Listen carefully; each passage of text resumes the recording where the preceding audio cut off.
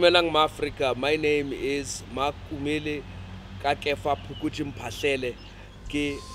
morwa lekgotlo le shepelang bosigo motshegare le tshaba lo ke nna manaka mokoni wa ntshidi golo maelo a go phalwa, but you can call me Mac. What does it mean to be homeless? What does home mean? When we talk of home, we speak of a place where we belong, where you feel safe. Now, when we say homeless at home, what are we saying? Are you at home in your own body? Are you at home in your own skin? Are you at home in your own language? Do we feel safe with ourselves? Homeless at home is an attempt to articulate all of these questions. Homeless at home is an attempt to address these issues of interrelations that we seem to be not having as human beings in this country. But I am very happy that we live in a time where a poet can actually get on stage and be given the opportunity to jump on and address these issues. You know, 30 years ago, I know this country was under apartheid law, and the law had stated that because you are black you can't move. Now that is being homeless. Not so long ago we've been having the gender-based violence killings, and they're causing a lot of uncertainty and feeling unsafe. Now that in itself is being homeless at home. It needs to be addressed. This issue of feeling unsafe, this issue of feeling uncertain. Where do we see ourselves in 10 years if we don't know who we are talking to in 10 minutes, if we don't feel safe to talk to the next person in 10 seconds? It's a scary thing to think of people feeling so lonely. And you know, sometimes I find loneliness to be a psychological imposition, you know, that you are putting yourself through that. When COVID hit, it really unboxed everything. It was Pandora's box opening in your face, in that many people found themselves in lonely positions. They didn't know how lonely they were. And it goes back to the ancient teachings. We need each other, you know, we do. The political, the social, the economical weight. Let us deal with the spiritual more than anything else.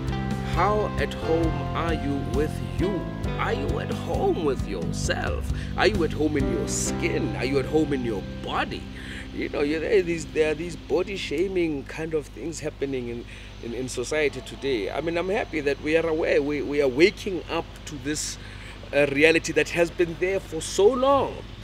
But our children are asking us these questions, are actually pushing us to say this, you know, to say all of these things. And we must be honest with ourselves. We really have to be honest with ourselves and not be dependent, because what 94 in South Africa was, you know, it introduced a form of dependency in the name of independence. You know, you depend on the government to do this. No, these are people that are put there by us, the people, right? The people shall govern. This has always been the approach. And in the 70s, there was vukuzenzele kind of a mentality. Wake up and do it yourself, you know. And Geko said it so nicely, that black men, you are on your own. Now the question is, for how long does the black man still have to be on his own? How much of you do you even own? You know? And this is what homelessness, if anything, really means. At the core of it is landlessness, you know. But the spiritual castration, this is where we need to get back to, you know, to remember one's own self, you know. Spirit doesn't need walls to exist. Spirit strong, spirit lives, you know, you know, and if that part of you is, you know, we don't know sometimes that we are homeless in our spirit. We don't know until certain things pop up and you're like, what was that, you know? But to remember, to never forget who and where you come from, especially when where and who you come from do not necessarily tell you and show you. No, we are people, we are here, we have been here. Don Mattera says it nice. We looked at God and saw our image in his eyes. We have been here long before the snake came to our children. And we looked at God and saw our children in his eyes, man. You know, we have been here before, you know, and we will continue to be here before. The question is, how do we relate to each other as human beings? How do we relate to each other as people, as opposed to relate to each other as man and woman, as opposed to relate to each other as titles? No, all of these constructs can seriously make you feel so homeless, so detached, that you can't say I love you to your woman, you know, or your man, or your person rather, you know, because I see you as a person first and foremost. Shakespeare says, if you cut me, do I not bleed? If you tickle me, do I not laugh? You know, are we not made by the same senses and affections? But to be honest, I think homeless at home is wanting to celebrate, to make us return to our own home, right? To our own space of spirit-ness. You know, that ness in ourselves. This is what homeless at home wants to do. You know, this is my trajectory. This is my journey as a poet, as a writer, and just not only as a writer or a poet, but as a son of this country, a son of this African soil. You know, how do we return to the source code? And that source code is Motu, Imotu, Kabatu. So each and every one of us have the tools.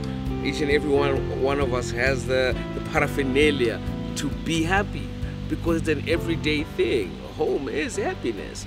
You know, I've been attempting to articulate the images, the colors, the conditions, you know, because I believe poetry is the articulation of the human condition, the articulation of all conditions.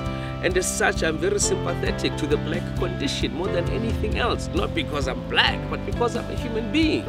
You know, and I can see people are struggling, people are suffering. You know, I know it's been hard. I know that it's hard. But Nomsa now man. You know, tomorrow is in your hand. We just have to be stronger in our holding on. You know, because we've been holding on. But this time around, so William says, but come this time around, you'll find someone who's there for you, who prays for you, who shows you love and light, exposes you to parts of you that you once tried to fight. You know, so we've been holding on, fighting each other. I mean, we are in a relationship, and it's a lifelong relationship, this man.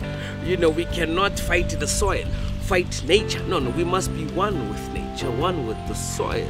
So I am on that journey of being at peace in my space. Nothing comes easy in the life of grown-ups, except when people are easy to connect, engage. And I suppose this is what Easy Africa is all about. Let's connect, let's engage. We crawl before we walk.